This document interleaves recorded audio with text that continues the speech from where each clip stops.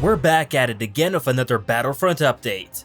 Today we're gonna have a very quick video, as I figured the stuff that we will go over today does in fact deserve to be talked about. Especially in these last couple of weeks when the uncertainty regarding the Scarif game update has been, well, let's face it, all over the place. So needless to say, we'll be touching up on that, as well DICE teasing a brand new Darth Maul appearance out of nowhere on a Saturday of all days, and even an exclusive look at a potential new Rebel vehicle reinforcement. As always, we'll be covering all of this and more in today's video. And before we get into any of that, but a quick reminder, as if you do like these type of videos, then do remember to give it a like to show your support for not only this update series, but also the content within it. With that out of the way, let's get into it. Starting things off, we'll be looking at the latest tease to come out of DICE, more specifically hero designer Guillaume Raz, who incidentally hasn't tweeted a single tweet or anything in months. And then today, out of all days, has tweeted a rather unusual tweet. Now, what Guillaume did tweet out is extremely blurry and very pixelated. And on first glance, most people probably won't know what this is or what it's referring to. However, given of course the video title here and me saying we would talk about such a thing, then yeah. This is in fact yet another tease from DICE regarding us getting a brand new Darth Maul appearance. Now, I know this isn't entirely too surprising. We just had the first Siege of Mandalore episode the other night featuring Maul as the big baddie. DICE has been non-stop teasing us about a brand new Maul skin, and now here is the hero designer himself hinting at that as well with what looks to be Maul's horn. With that said, there are still people out there that have been, for whatever reason, reluctant to pick up on Ben Walk's previous teases towards a new Maul skin, and think that this tweet is totally unrelated to that. But thanks to one Twitter user FinFet, we can quite clearly see the image Guillaume tweeted is undoubtedly Maul's horn from Battlefront 2. Just at the same time, it is a far more tad brighter in red, which is a bit peculiar, I'll give you that. But I think this might just be the case of lighting and the contrast being set a little bit too high up. Either way, it was already 90 to 95% certain that we would be getting a new Darth Maul appearance in the Scarif update just based on Ben's tweets alone, and the fact that we are getting multiple new villain skins. But with the hero designer himself tweeting this out now, then yeah, if you wanted a new Maul skin in the game, then at this point you should be incredibly pleased. Of course, we still don't know what era of Maul skin we will be getting. Will it be early or late Clone Wars Maul, Shadow Collective Maul, Crimson Dawn Maul, or Old Man Maul from Rebels? I still think the chances are high that it will be Maul from Rebels, seeing as it does fit the original trilogy season perfectly, and Ben has been constantly using that specific Maul in his Twitter teases. Then again, who's to say we'll be getting only one new Maul skin too? It could easily be multiple Maul skins for all we know. Either way, we're in for a neat surprise, and judging by Guillaume coming out of nowhere on this weekend to tease us with this specific image, then I'd say the chances are also looking quite high for the Scarif update to maybe be released this week, or the community transmission at the very least, as Guillaume doesn't strike me as someone who would tease us about something this late and there not being a reason for it. At any rate, we'll just have to wait and find out. Anyways, right after this Maul image was tweeted, Kevin Johnson, who's the EA community specialist on Battlefront 2, replied to it with his own tweet, saying, "Hi Guillaume, with a blurry image of Rey. Now, could this be a tease too, or maybe just friendly banter between two coworkers? We don't know. But considering that we do know we're expected to get some new hero skins in the Scarif game update, then it is possible that this could be a tease too towards a new Rey with a yellow lightsaber appearance. Which, let's be real here, has been something everyone has been asking for since the release of The Rise of Skywalker. Although I'm thinking if DICE did ever give Rey a yellow lightsaber in the game, then they would probably just update the current Rise of Skywalker Rey appearance in the game, since she basically looks exactly the same throughout the entire movie, and rather than giving us an entirely new skin that looks the same as the other one but has a different color lightsaber.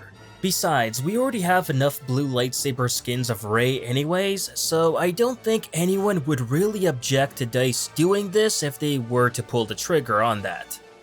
As for the second story we'll be going over in this video, it's more so of something that I myself have kind of discovered and speculated about. And the more I think about it, then it just amazes me of how interesting this would be if it did come into fruition. I haven't seen a single person talk or mention this, so just like with the ISB agent before, I'm going to be the first one to talk about it. Now, what am I going on about? Well, let me tell ya, a new vehicle reinforcement for the Rebel Alliance, which more specifically would be the Rebel Assault Vehicle. Hear me out. As it currently stands, every faction in the game has at least one tank or a heavy-duty vehicle. The Republic has the Saber Tank, Separatists the AAT, the Empire with the ATST, the First Order with their own ATST, and the Resistance with the stolen Imperial ATST. Which, okay, but what about the Rebel Alliance, who themselves had plenty of tanks of their own both in Legends and Canon? And before anyone says anything, then no, the speeder doesn't count, because it's a cheap little civilian land speeder. Even the Resistance had a stolen First Order Snowspeeder along with an ATST, and unlike the Resistance, the Rebels actually had the funds to create their own vehicles.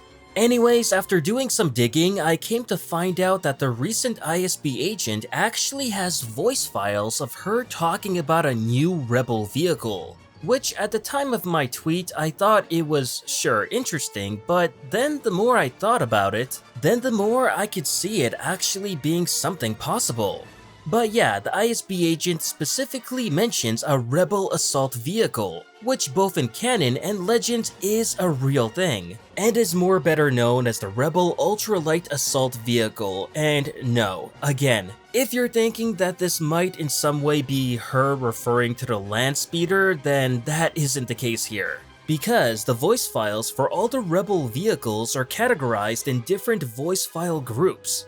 And the one where she mentions the Rebel Assault Vehicle is called Heavy Vehicle, then another for Light Vehicle, which is likely to be the Rebel ATRT, and then finally she has separate files named for the land speeder. Take a listen for yourself and see what I mean. Run! Assault craft spotted! Steady! Concentrate fire! Anti-hover tactics, go! Rebel assault vehicle! Let's humble that pilot! Send it to that scrap heap! Vehicle on scanners! Deploy heavy firepower! Maneuver Beta 2! Incoming assault craft! Rebel strike craft! Machinery inbound! Rebels pilot getting cocky! Maneuver Beta 2! Incoming strike craft! Counter that vehicle! Attack vehicle in range! Inbound vehicle! Burn through the strike craft! Speeder attack! Speeder coming in fast! They're sending speeders! Speeder pilots! Catch that speeder! Rebel speeder! So what do you think? Could this be evidence of us finally getting a real Rebel Alliance vehicle in the next update? Heck, I've been wanting one in the game for years now. And to be honest, I always thought what a spit to the face it was for DICE to only give the Rebel Alliance a feeble little land speeder, when they in fact have some pretty cool tanks in both in Legends and canon material, which could had and should had been used instead. Then again, it should also be said that there is still a possibility that DICE recorded these voice files for a just-in-case measure like they did with Padme, in the event of them potentially getting added later on, just not now. Which can totally be what could happen, but on the flip side, Ben did say there are some real cool things in the Scarif game update that they haven't told us about yet. So who knows, we'll just have to wait and see. Last but not least, for all the Clone Wars fans out there, Johannes Palmblad, a concept artist at DICE, surprised the community recently by releasing a couple of new never-before-seen concept art that they did for the last Felucia game update. We get to see the original Clone Commando concept art that was done for the game before DICE actually even started working on one.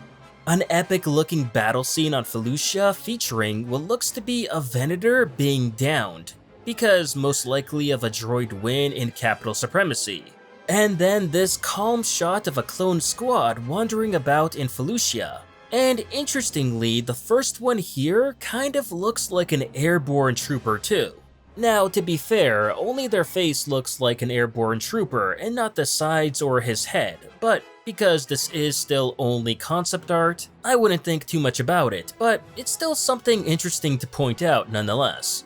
And because of how good this stuff looks like, man, I can't wait to see the concept art that Johannes did for the Scarif game update to come out too. Just hopefully we won't have to wait too long to see that as we did for this.